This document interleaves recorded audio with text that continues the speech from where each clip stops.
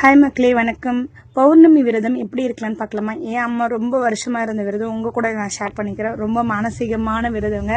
So உங்களுக்கு ஏதாவது வேண்டுதல் இருந்தால் நிறைவேறணும் ஆசையாக இந்த பௌர்ணமி விரதம் இருங்க. கண்டிப்பாக நிறைவேறும். சிவபெருமான் நம்மளை என்றைக்குமே கைவிட மாட்டார். எந்த இறைவனுமே முழுமையாக நம்பிக்கையோட வேண்டிங்கன்னா அவங்க கைவிட மாட்டாங்க. Chitra Pournami Thursday night start ஆகுது. நைட் நீங்கள் எதுவுமே சாப்பிட்டீங்கன்னா அதுக்கப்புறம் எதுவுமே சாப்பிடக்கூடாது. மறுநாள் காலையில் நிலவு பார்த்துட்டு சந்திரமௌலீஸ்வரர் 6-7 மணிக்கு எப்போ தெரிகிறாரோ அது பார்த்துட்டு தான் சாப்பிடணும். ஸோ பார்த்துட்டு சாப்பிடும்போது சாமிக்கு ஏதாவது நெய்வேத்தியம் வச்சு நிலவுக்கு நேராக வச்சு தீபாரத்தனை காட்டி சாமி கும்பிடலாம். உங்களால் முடிஞ்ச வரைக்கும் நியர்பை இருக்க சிவன் கோயிலில் மதியம் கண்டிப்பாக பௌர்ணமி பூஜை நடக்கும். அதை போய் பார்த்துட்டு வாங்க. பௌர்ணமி பூஜை பார்த்துட்டு நிலவை சாமி கும்பிட்டுட்டு நைட்டு தாங்க சாப்பிடணும். ஃபுல் ஃபாஸ்டிங் இருக்கலாம். கண்டிப்பாக ஃப்ளூயிட்ஸ் எடுத்துக்கணும். விரத நாட்களில் நீராகாரம் கண்டிப்பாக பருகணுங்க. இப்போ வெயில் சீசன், கண்டிப்பாக எல்லாருமே நீராகாரம் பருகுங்க.